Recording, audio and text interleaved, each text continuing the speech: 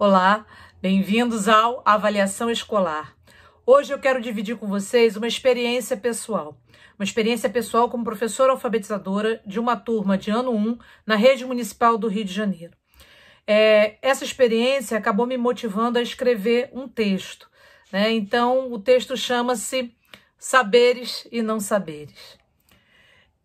Esse texto vocês encontram no site andreaserpauf.com.br. Esse texto e todo o material que eu utilizo, os PowerPoints, outros textos. Então, quem quiser aprofundar o estudo, pode ir lá no site e conferir o material, tá bom? Então, hoje eu vou ler, né? Eu vou tentar não comentar. Eu gosto do texto e eu gostaria de compartilhar esse texto com vocês. Eu começo com o relatório que eu produzi sobre o aluno. O aluno é muito faltoso. Apesar de todo o material fornecido, cadernos encapados e etiquetados, lápis, apontador, borracha, quase nunca comparece com os mesmos. O caderno já foi diversas vezes encapado, arrumado, mas retorna sempre rasgado, sujo, sem capa. Os trabalhos não seguem uma ordem, denunciando a dificuldade da própria organização e percepção espacial do aluno. Demonstra pouco interesse pelas atividades desenvolvidas e encontra-se muito aquém do desenvolvimento do grupo, o que veio ao longo do período se agravando pela ausência constante. Apresentou poucos avanços percebidos no período, continua reconhecendo poucas letras e não atribui sentido às sílabas. Não lê, nem mesmo de memória, as palavras exaustivamente expostas e trabalhadas como vocabulário de referência. Tenho tido dificuldade de atender às suas necessidades particulares pela falta de oportunidade de dar continuidade ao trabalho de recuperação paralela. Quando consigo iniciar alguma estratégia, retomar individualmente trabalhos desenvolvidos, o aluno some 2, 3 dias e retorna completamente desvinculado de tudo que foi vivido e desenvolvido pelo grupo. Não obtive até o momento avanços significativos no campo da leitura e escrita. É uma criança que inspira preocupação. Produzi o relatório acima relativo a um dos alunos de minha turma do ano inicial do ciclo, ano 1, que até pouco tempo conhecíamos como classe de alfabetização. Hoje a turma recebe alunos com 6 anos completos, referente ao período que precedeu o segundo COC. COC, para quem não sabe, é conselho de escola, né? O conselho que resolve a vida do aluno, tá certo? É um conselho de avaliação onde todos os professores participam e falam de suas turmas. Assumi essa turma como um cidadão espartano, que vai para a batalha mais importante de sua vida, acreditando na importância dessa luta para a glória de seu país, para a vitória contra o mais terrível dos inimigos, o analfabetismo. Inimigo feroz que avilta a nação durante décadas, nos enchendo de vergonha, nos humilhando diante do mundo. Parti com fome de vitória, desesperando-me frente a qualquer hipótese de fracasso e determinada a não perder nenhum de meus companheiros nessa batalha. Determinação que fez com que mais da metade da minha turma chegasse a esse momento, era o segundo COC, apaixonados por livros e histórias, produtores de textos criativos e engraçados, cheios de palavras mirabolantes e gostosas. Numa noite escura e tenebrosa, e começa Mateus sua história sobre o bicho-papão. Se eu cantar, você crescerá, diz a Joaninha à florzinha que não cresce. No final singelo de sua historinha, escreve Tainá. Textos cheios de mortes e abandonos, cheios de medos e fantasias, cheios de amizade e o prazer de escrever as palavras proibidas. A barata vive na merda. Escreve e delicia-se o Lucas. Um outro grupo, mais timidamente, mas trilhando os mesmos passos, ainda tropeça nas letras e me enlouquece com o coro coletivo e simultâneo, exigindo aos berros a minha atenção. Né, é N com E. É, tia, hein? Ao mesmo tempo, do outro lado, grita, como é gão, de dragão. E nesse turbilhão que é a minha turma, existem crianças como o Eduardo. Faça o seu relatório com a testa franzida e com gosto amargo na boca. Não aceito o fracasso. Por mais que me lembrem dos meus limites, do número de faltas, da ausência da família, no fundo do meu orgulhoso coração, eu não aceito. No dia seguinte ao coque, volto para a sala revigorada, pois trabalho com pessoas com quem posso compartilhar as alegrias e dores desse caminho. E disposta a intensificar minha atenção aos alunos que ainda encontravam-se, na minha percepção, muito aquém dos meus objetivos propostos. Sentei-me com Eduardo e Gustavo, uma outra história, e comecei um jogo de letras móveis. Como escrevo bola? Optei por palavras de sílabas simples do vocabulário de apoio. Facilmente Eduardo monta e lê. Tento várias outras. Caçando as letras como quem cata feijão, corre os dedinhos e vai repetindo o som. Vá, V-A, K, C-A, vaca. Facinho. Tira a onda. Olho assustado em estado que beirava a incredulidade e o desespero. Levanto e corro para a sala da coordenadora e relato o que eu estava vivendo. Ela parece tão surpresa quanto eu. Afinal, havia avaliado pessoalmente a leitura de todos os meus alunos e o aluno não tinha conseguido ler. Inconformada, volto para a sala e levo Eduardo e letrinhas a reboque. Chego e encontro a coordenadora, a professora de sala de leitura e outras 2 professoras. Começam a brincar com Eduardo. A cada palavra escrita e lida, aplausos e parabéns. Eduardo, miudinho, vira gigante. Os olhos brilham de orgulho. Ele é o centro da roda. Todas o beijam e comemoram. A diretora chega e ele escreve uma palavra bem difícil para que ela leia. Tão difícil que ele não consegue achar as letras que completariam sua ideia inicial. Muda de ideia rapidamente e escreve outra palavra. Ela finge errar. Ele, triunfante, lê para ela. Ela escreve uma também, bem difícil para ele. Ele pensa um pouco e lê direto. E solta baixinho o seu. Facinho. Outra vez. Tenho vontade de chorar. Ao contrário do que parece, não de alegria. Afinal, como disse a professora da sala de leitura presente, pode respirar, esse aí já foi. Mas eu não respiro. Como é que eu pude fazer uma avaliação tão cruel dessa criança?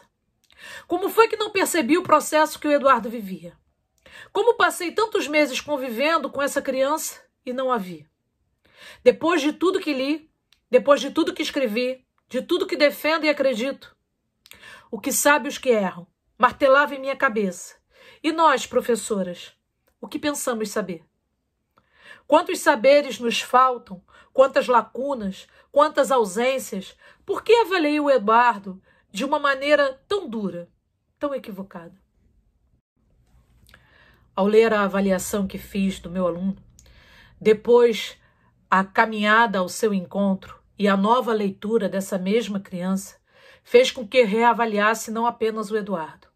A avaliação agora encontrava seu foco na educadora, no sujeito que avalia. E ao avaliar, expõe ao mundo não apenas o que observa do outro, mas o que pensa e sente em relação que estabelece com esse outro. A avaliação denuncia as relações de alteridade, os valores, os conceitos, os pré-conceitos que podemos assumir ou não, mas que impreterivelmente existem no ato de avaliar. Porque avaliar não é, como ação humana nenhuma, neutra. Avaliar é ler o outro com as lentes que filtram as cores do nosso real. Avaliar é uma tradução do outro, uma interpretação subjetiva do outro, feita a partir da nossa subjetividade. Quais filtros usei para ler essa criança? Quantos educadores usam os mesmos filtros e seguem por anos a fio, sem jamais perceberem quantos saberes escondem-se por trás das cores que não vemos? O sujeito não pode ser apreendido sem a ausência ou invisibilidade que o constitui, pois ainda agora vocês olham, mas nunca me veem, de modo que o sujeito fala e é visto, de onde ele não está. Isso é uma citação do Baba, um dos autores que me formou. De seu lugar invisível, Eduardo aprendia e eu não via. Movia-se nas sombras criadas, não por ele, mas pelos outros, demonstrando desenvoltura em caminhar por esse caminho. Não o caminho dos outros, não o meu caminho, mas o próprio caminho. Enquanto eu amargurava o fracasso por não ver por onde aquela criança andava, ele trilhava o sucesso de saber exatamente por onde ia. Enquanto eu fazia minha seleção de fazeres e saberes significativos e observava o quanto meus alunos se apropriavam desses fazeres e saberes de maneira reconhecida, Eduardo fazia a própria seleção do que era significativo e apropriava-se de muitos saberes, empregando-os ao seu modo, expressando-os ao seu modo, determinando assim o seu lugar de autoria no processo de aprendizagem. Ele, assim, consumia, ao seu modo, tudo aquilo que lhe era apresentado, fazendo a sua própria seleção. Enquanto outras crianças moviam-se em um espaço conhecido, desenvolvendo sua autoria com mais visibilidade, Eduardo seguia por outro caminho, nem melhor, nem pior, igualmente rico em autonomia e qualidade. Seguia assumindo seu lugar como narrador de sua própria história, autor de seu próprio desenvolvimento. Escolha muitas vezes incompreendida pelo olhar do outro, incompreensível para o olhar colonizador que deseja ajustar os sujeitos à sua própria ordem, à sua própria narrativa, negando-lhes o direito da autoria, menosprezando sua capacidade de dizer, fazer. Incompreensível quando buscamos reificar os sujeitos, tornando-os objetos de nossa iluminada decifração, quando negamos ao outro seu lugar legítimo como sujeito histórico no mundo. E como é difícil nos livrarmos do olhar do colonizador sobre o selvagem. Após tudo que havia lido e escrito, após todas as lições de Baba, de Freire, de Esteban, como me deixei emaranhar nessa teia. Após toda a experiência com crianças da progressão, após minha própria experiência como criança em uma escola que me excluía, como foi que me deixei de ver quem era esse pequeno sujeito que desabrochava e conquistava tantos saberes em minha sala de aula? Preconceito. Miúdo, negrinho, faltoso, sua figura surge como um personagem de qualquer filme sobre a grande miséria desse país. Surge não como um sujeito único, como uma identidade singular, mas apenas como mais uma versão de tantos outros, igualmente miúdos, negrinhos, faltosos. Tradução de todos os nãos que podemos colar em um sujeito. Ele não é, ele não tem, ele não sabe. E eu colei todos, um a um. Mas ele não aceitou. Seu caderno rasgado, sujo, despencando as folhas rabiscadas, onde suas letras tortas denunciavam nenhum saber específico, ou meus olhos que não conseguiam ver, feitas com lápis sempre emprestado, no meio às brincadeiras, conversas e brigas, filtravam o meu olhar sobre essa criança. Julguei sim o livro pela capa, e ao invés de lê-lo, buscando nas entrelinhas o mistério de suas aventuras nesse mundo da escrita, folheei e, descrente de todo o seu encanto, deixei num canto, acumulando poeira. Mas Eduardo, autor de sua própria história, não permaneceu na prateleira que o deixei. Foi tecendo, nos poucos dias que comparecia, hipóteses, competências e saberes. Eduardo negava a escola que em mim permanece, por mais que eu a negue, mas absorvia cada gota de uma outra escola que também existe em mim, apesar de, às vezes, eu também sabotá-la. Se eu, vivente de outro século, habitava essa escola flutuante, esse estranho entre-lugar entre a escola que eu quero e defendo e a escola que ainda não fiz, a escola que habitei e segue habitando em mim, a escola que detesto, mas tantas vezes reproduzo, Eduardo sabia exatamente a escola que queria. Negava sistematicamente os exercícios de cópia, negava o papel desprovido de sentido e seus rabiscos secretos, negava aquela escola que aprisionava seu pequeno corpo acostumado à liberdade, aos espaços amplos, aquela escola que o queria sentado corretamente em uma cadeira baixa, em uma mesa alta, que não permitia sua visão do quadro ou do caderno.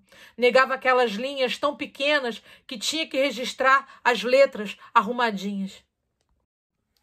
Eduardo gostava de ouvir histórias, ver as figuras nos livros. Gostava de observar os jogos com as palavras, brincar de forca. Eduardo respirava o ar impregnado de desejo e curiosidade vivido pela turma. Compartilhava a seu modo as descobertas, as perguntas e hipóteses que os colegas criavam. Se negava, por um lado, a prática escolar que o chateava, que o cansava, expandia todos os seus sentidos em direção a outras práticas escolares que vivíamos em nosso cotidiano. E mesmo frequentando o pouco tempo que frequentou, mesmo não tendo na sua aprendizagem reconhecida e valorizada, mesmo quieto em seu canto, Eduardo viveu intensamente todas as experiências com a escrita e leitura que lhe ofertaram. Ele ouviu, cantou, se emocionou, viveu cada história, cada festa, cada jogo, cada palavra. E agora ela brotava nele, como por encanto. Um encanto que sei ser fruto, na verdade, da interação do Eduardo com os outros sujeitos em um meio intencionalmente planejado para despertar essa magia. Talvez ainda lhe faltassem diversos aspectos valorizados pela escola, pela cultura escolar, construída historicamente e que, na verdade, também ainda habita em mim. Talvez ainda lhe falte compreender a necessidade dessas práticas escolares, como durante tantos anos também não compreendi. Talvez no caminhar dessa criança, ao longo da sua vida escolar, ele ainda travará longas batalhas contra esse olhar civilizado que o reduz, que o nega, que o pré-julga. Mas ele sabe ler. Ele escreve suas palavras e compreende o que isso representa, e isso ninguém poderá tirar dele. No dia seguinte, ao seu dia de glória, percebi que ele trouxe o caderno de dever de casa, que ainda estava inteiro e encapado por seu pouco uso. E resolveu fazer o trabalho da aula, um autoditado a partir de desenhos, nele. Pela primeira vez, ele começou, como os outros colegas, a exigir minha colaboração. Sorvete! Como é sor? Tem o S e tem o O. Fez questão de terminar todo o trabalho. Fez questão que eu corrigisse. Fez questão de se mostrar presente, de mostrar sua competência, negando tudo o que eu escrevera sobre ele. Pode respirar. Esse aí já foi. Respiro. Ele não foi, mas está indo. E nesse caminhar me leva com ele, ensinando-me mais do que muitos livros o que eu pensava saber e não sabia. Ensinando-me através dos seus saberes como ainda são muitos os meus não saberes. Seguimos juntos. Eu a lhe ensinar a ler e a escrever as palavras que ainda não consegue ler e escrever sozinho. Ele a me ensinar a ler e escrever sobre as crianças que eu ainda não consigo ler e escrever sozinha. Eu quis dividir esse texto com vocês porque, para mim, ele foi um divisor de águas. Eu sempre fui uma pessoa de muitas certezas. Na verdade, quando eu me formei com 18 anos, eu achava que eu era professora.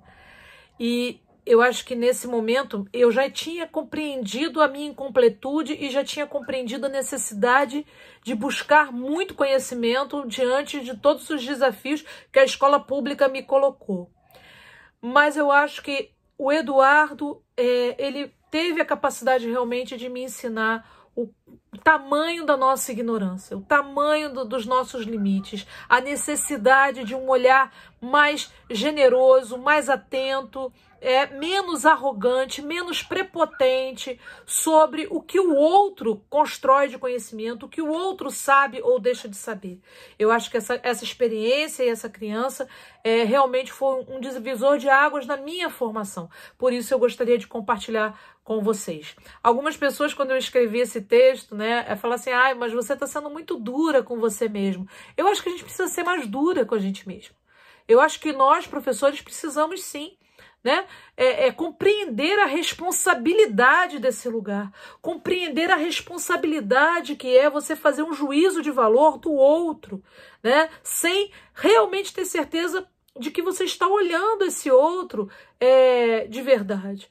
Né? Não é possível que de um dia para o outro o Eduardo tenha despertado para a leitura e para a escrita. Né? Na verdade, as formas como eu usei, as formas, né? As estratégias, os instrumentos de coleta de dados que eu usei para investigar os conhecimentos dessa criança foram insuficientes e me deram pistas falsas sobre o que realmente essa criança tinha produzido de conhecimento. E aí eu fico pensando numa escola onde a coleta de dados é feita essencialmente através de papel, né? De prova, é feita essencialmente de olhar caderno, né? Como esses instrumentos iriam invisibilizar os conhecimentos do Eduardo, né? Levando a produzir uma avaliação equivocada sobre essa criança. Quando eu mudei o instrumento, né, de coleta de dados, na verdade, meu objetivo não era estar investigando, eu voltei para a sala de aula para trabalhar a questão da alfabetização dessa criança. Né? Eu ia ali com as letras móveis, dando uma atenção mais específica, tentar, né, produzir esse conhecimento, quando de repente mudei o material e essa criança me mostrava que ela já tinha esse conhecimento. Então, isso era um material comum na minha sala, era um jogo que eu fazia, mas eu nunca tinha sentado especificamente com aquela criança tão perto, né? Esse olhar mais, né, que se aproxima mais para fazer uma avaliação direta com ele. Então, quando eu falo, né, teoricamente, com tudo que eu defendo teoricamente, que eu venho defendendo ao longo desse curso, dizendo, olha, é preciso diversificar os instrumentos, é preciso olhar de perto essa criança, é preciso um olhar, né, que se mova em torno das muitas maneiras que essa criança pode me mostrar esse conhecimento. É preciso focar no conhecimento e não fazer um juízo de valor com base, né, nos nossos preconceitos. Isso também eu fiz questão de deixar claro no texto. Temos sim, e não podemos escondê-los. Nós temos que assumi-los.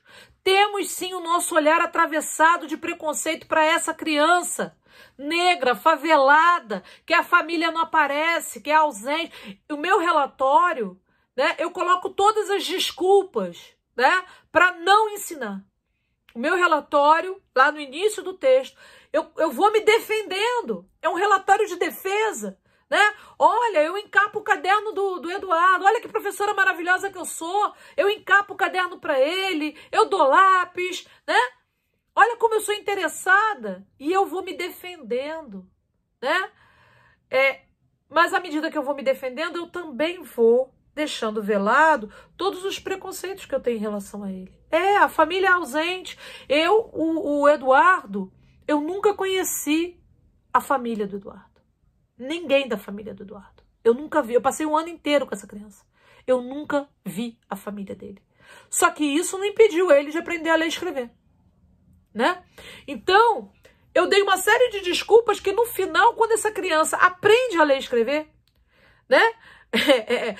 Como a gente diz, apesar da escola, ela aprendeu a ler e escrever, né? Apesar do que a gente invisibiliza dessa criança, nega dessa criança, né?